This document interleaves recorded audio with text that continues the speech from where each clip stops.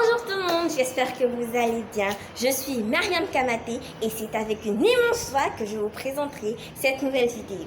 Et si le contenu vous plaît, n'hésitez pas à lâcher un pouce bleu, à vous abonner à la chaîne, à partager la vidéo et à aller voir les autres vidéos de notre chaîne. Sur ce, bienvenue sur African Student.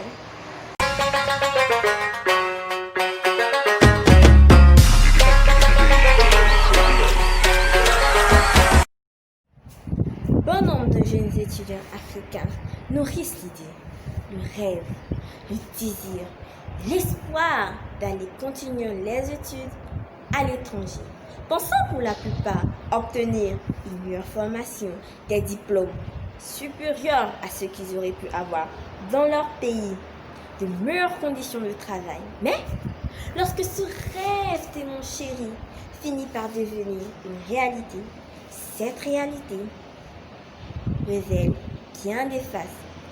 D'où le thème de notre vidéo qui est « Quelles sont les réalités des étudiants africains à l'étranger ?»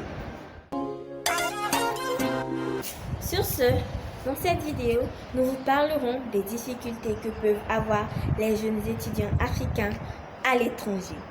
Mais, pour ne pas totalement rester dans le côté négatif de la chose, nous vous donnerons quelques conseils et astuces pour mieux vous intégrer et ainsi réussir vos études entreprises. Et comme bonus, nous avons réalisé quelques témoignages de jeunes africains étudiants à l'étranger. Les études à l'étranger ont beaucoup d'avantages. Elles en ont tant que nous, jeunes Africains, tellement éblouis par le fait de découvrir un nouveau pays, de découvrir de nouvelles choses, d'expérimenter tout ce qu'on voit à la télé, finissons par omettre et négliger le fait que nous pourrions rencontrer des difficultés dans un pays qui n'est pas le nôtre. L'exemple de difficulté le plus palpable est celui lié au changement climatique.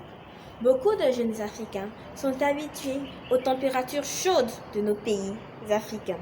Et lorsqu'ils se retrouvent à l'étranger, principalement dans des pays qui connaissent des températures très basses, sont soumis à la rigidité de l'hiver.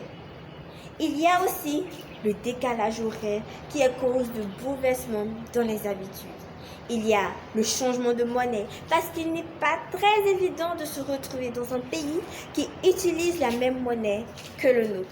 Encore, il y a un problème majeur que nos frères africains sont confrontés à l'étranger. Ce problème, bien qu'il ait combattu depuis de nombreuses années, continue de sévir. Il s'agit du racisme, qui est la haine et l'hostilité qu'une personne ressent envers une autre par rapport à sa race, c'est-à-dire sa couleur de peau, son ethnie ou sa culture.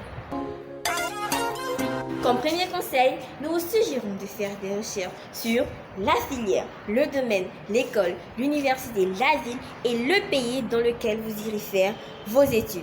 Cela vous permettra d'avoir une culture et aussi de ne pas être perdu ou trop déphasé lorsque vous vous retrouverez dans votre futur pays d'accueil. Aussi, il faut vous assurer pour ceux qui ont obtenu une bourse que celle-ci est suffisante pour couvrir vos frais principaux. Dans le cas contraire, vous aurez recours aux fonds parentaux. Et si cela pose quelques difficultés, il faut rechercher les possibilités pour les étudiants étrangers de travailler à mi-temps. Comme second conseil, lorsque vous serez dans votre pays d'accueil, il est fort probable que vous vous retrouvez devant des difficultés. Mais il faut garder une chose en tête. Vous êtes là pour vos études et de ce fait, rien ni personne ne doit vous détourner de vos objectifs. Pour une meilleure intégration, il faut que vous soyez sociable. N'ayez pas peur de vous approcher des gens. N'ayez pas peur d'eux, ne vous dites pas que non, puisqu'ils ont une couleur de peau différente ou parce que je suis noire, ils seront forcément racistes envers moi. Non, tout le monde n'est pas raciste. N'ayez pas peur, approchez-vous des gens, parlez et vous vous ferez beaucoup d'amis. Nous espérons que ces différents conseils vous seront utiles et comme je l'avais dit, nous avons un bonus qui sont des témoignages de jeunes étudiants africains qui vivent les réalités de l'étranger.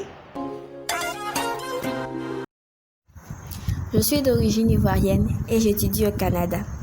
Concernant mon intégration, je peux dire qu'elle s'est bien passée parce que je suis une personne sociable. Et l'université dans laquelle je suis prône l'épanouissement des nouveaux étudiants et organise des activités pour permettre à ceux-ci de s'intégrer.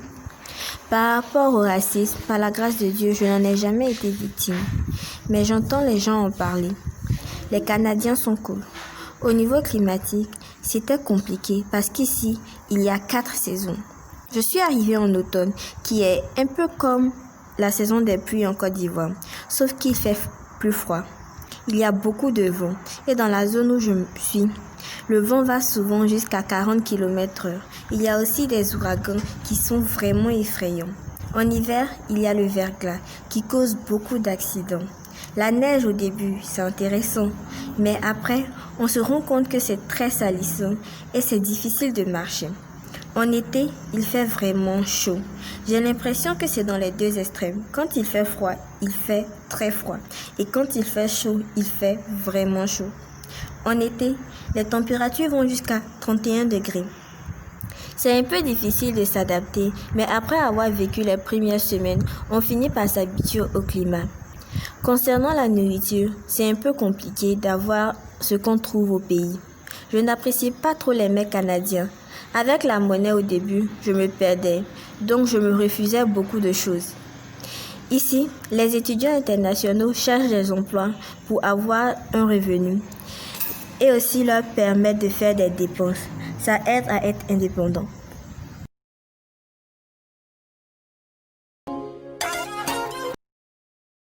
À mon arrivée dans mon école, il y avait beaucoup d'Africains. J'ai vraiment été bien accueillie. Le changement climatique me faisait beaucoup manger. Et dans les environs de 15 heures, il faisait noir. Je dormais beaucoup.